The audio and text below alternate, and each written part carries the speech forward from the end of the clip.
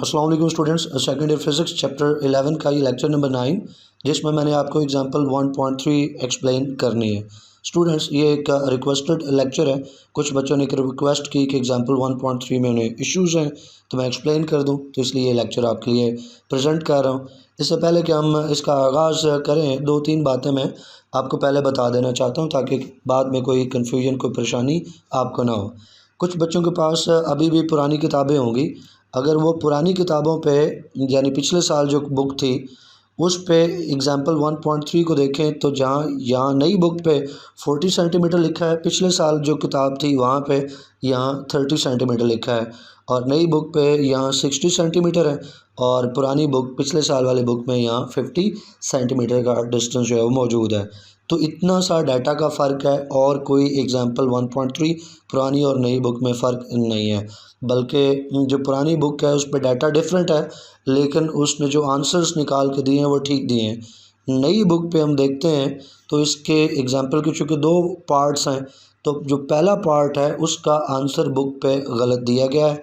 बाद में जो आप बच्चों ने मुझे कमेंट सेक्शन में कहना है कि सर आपने आंसर और निकाला, बुक पे और निकला है, तो मैं पहले ही आपको बता रहा हूँ पहले पार्ट का आंसर बुक पे सही नहीं है।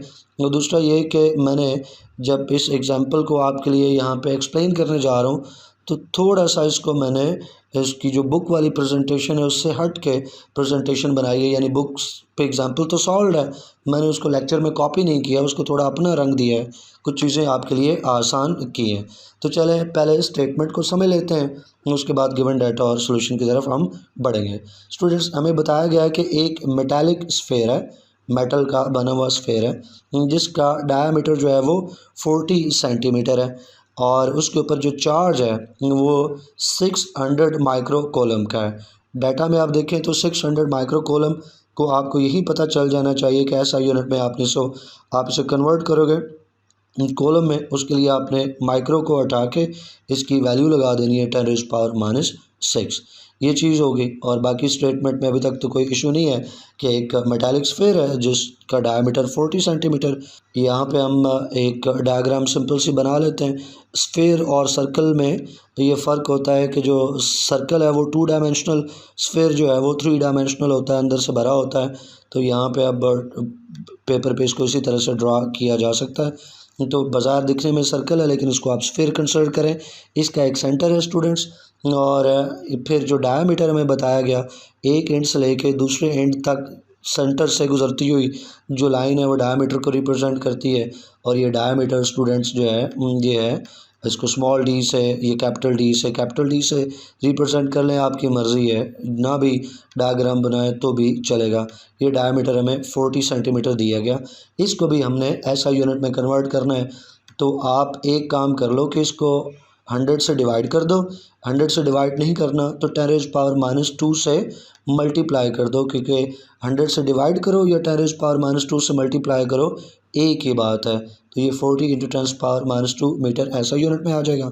स्टूडेंट्स, हमें क्वेश्चन में दो जगहों पे इलेक्ट्रिक फील्ड इंटेंसिटी फाइंड करने का कहा गया, एक 60 सेंटीमीटर के डिस्टेंस पे और दूसरा सरफेस ऑफ स्फीयर के ऊपर इलेक्ट्रिक फील्ड इंटेंसिटी फाइंड करनी है।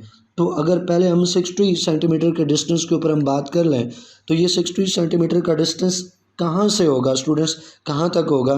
तो इसको समझने के लिए पहले हम सेंटर को हाईलाइट कर लेते हैं। स्फीयर का सेंटर स्टूडेंट्स, जो चार्ज स्फीयर है उसका जो टोटल चार्ज है हमने एज्यूम करना है कि जैसे वो उसके सिर्फ और सिर्फ सेंटर के ऊपर मौजूद हो। एक चार्ज स्फीयर वो बिहेव ऐसे ही करता है जैसे कि उसका सारे का सारा चार्ज सेंटर पे मौजूद है। ये बात उसने बुक में भी सॉल्यूशन में मेंशन की है।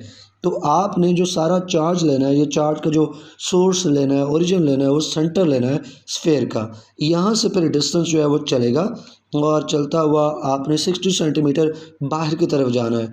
तो टोटल डायमीटर 40 सेंटीमीटर है, इसका फिर जो रेडियस हो जाएगा सेंटर से लेके सरफेस तक वो 20 सेंटीमीटर हो जाएगा, और 20 सेंटीमीटर रेडियस हो गया और आगे आपने 40 सेंटीमीटर पे और लेना है। टोटल ये 60 सेंटीमीटर हो जाएगा। यहाँ पे कोई पॉइंट ले लो, उसको पी कह दो, इसको सेंटर को आप ओ कह सकते हो। तो सेंटर से लेके इस पॉइंट पी तक का स्टूडेंट्स जो डिस्टेंस है वो 60 सेंटीमीटर है। तो इस पॉइंट पी पे आपको इलेक्ट्रिक फील्ड इंटेंसिटी फाइंड करनी है, ये पहला काम है। दूसरा काम क्या होगा, दूसरा काम ये होगा स्टूडेंट्स के सरफेस के ऊपर।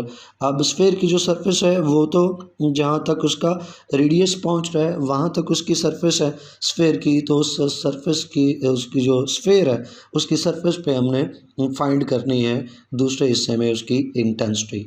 तो आप डिस्टेंस कितने कितने लेने हैं फार्मूले में जो यूज़ करने हैं, जब आप पहले हिस्से के लिए जाएंगे पॉइंट के ऊपर तो डिस्टेंस जो आप लोगे 60 सेंटीमीटर लोगे।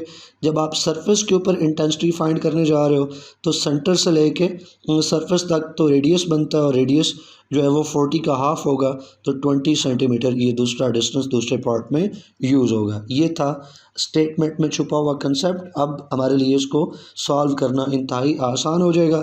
गिवन डाटा में वो सारी चीज़ें आ जाएंगी जो ऊपर मैंने आपको बता दी। अब इसमें टाइम नहीं लगा रहा मैं। डायमीटर 40 सेंटीमीटर ऐसा यूनिट में कन्वर्ट कर लें, डायमीटर का हाफ करें आप स्टूडेंट्स तो आपके पास रेडियस आ जाएगा ऐसा यूनिट में। इसी तरह से जो डिस्टेंस है फ्रॉम द सेंटर उसको डी से मैंने रिप्रेजेंट कर दिया। आपकी बुक में उसने दोनों दफ़ा आर ही लिया है, मैं जो 60 सेंटीमीटर वाला डिस्टेंस है उसको डी से रिप्रेजेंट कर रहा हूँ और जो रेडियस वाला डिस्टेंस है उसको आर से रिप्रेजेंट करूँगा। तो डिस्टेंस 60 था, इसको 60 सेंटीमीटर ऐसा यूनिट में कन्वर्ट कर लें। चार्ज 600 माइक्रो कूलम, इसे भी ऐसा यूनिट में कन्वर्ट कर लें। और जो वैल्यू ऑफ के है, अच्छा ये भी अब हो सकता है कुछ बच्चों को इस वजह से गड़बड़ महसूस होती हो कि स्टेटमेंट में तो के मौजूद नहीं है जबकि सॉल्यूशन के अंदर उसने के की वैल्यू पुट की है, तो हमें कैसे पता चलेगा कि के की कौन सी वैल्यू लगानी है। तो जब स्टेटमेंट में के की वैल्यू ना दी गई हो ना बच्चे, तो फिर जो वैक्यूम वाली वैल्यू है के की वो आपने लगानी होती है। तो वैक्यूम के अंदर जब दो चार्जेस हैं या उनके अंदर हवा मौजूद है, दो चार्जेस के दरमियान में एयर मौजूद है, तो वहाँ जो के की वैल्यू निकलती है, वैक्यूम और एयर ऑलमोस्ट इक्वल हैं, तो दोनों जगह पे आप 9 × 10⁹ न्यूटन मीटर स्क्वायर पर कॉलम स्क्वायर ये के की वैल्यू आप पुट करोगे। ये कॉन्स्टेंट्स आपने ज़ुबानी याद करने हैं ताकि ज़रूरत पड़ने पर आप कहीं पे भी इस्तेमाल कर सकें। फाइंड हमने दो जगहों पे जो है वो इंटेंसिटी फाइंड करनी है। पहली जो इंटेंसिटी है उसको मैंने E1 कह दिया, बुक पे उसने फ़र्क नहीं किया, उसने दोनों जगह E चलाया है। हम पहले में E1 कर देते हैं और सरफेस के लिए E2 कर देते हैं। सोल्यूशन में पहले पार्ट की तरफ जाते हैं हम, जबकि हमने E1 फाइंड करना है 60 सेंटीमीटर के ऊपर जो इलेक्ट्रिक फील्ड इंटेंसिटी है वो। इलेक्ट्रिक फील्ड इंटेंसिटी का स्टूडेंट्स जो जनरल फार्मूला है वो तो E = K × Q/r² होता है। तो यहाँ पे हमने चूँकि डिस्टेंस जो है जिस पे हम इलेक्ट्रिक फील्ड इंटेंसिटी फाइंड करने जा रहे हैं उसको वो 60 सेंटीमीटर वाला डिस्टेंस उसको डी से रिप्रेजेंट कर रखा है, लिहाजा डिनोमिनेटर में जो आर है उसको हम डी से रिप्लेस कर देंगे। तो और जो इंटेंसिटी है उसको हम E1 बोल देंगे। तो ये हमारे पास फार्मूला आ गया। इसमें हमने वैल्यूज़ लगा देनी है स्टूडेंट्स, के की वैल्यू लगा दी।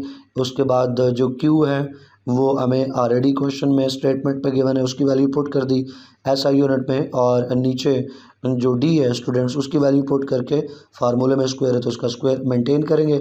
अगले स्टेप में मैंने इतना किया है कि स्क्वायर सॉल्व कर लिया है, जो है वो स्क्वायर सॉल्व कर लिया।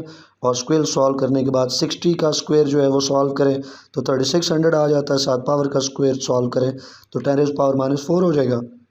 मीटर का स्क्वायर सॉल्व करें तो मीटर स्क्वायर। अब इसके बाद हमने इसको सिंप्लीफाई करना है।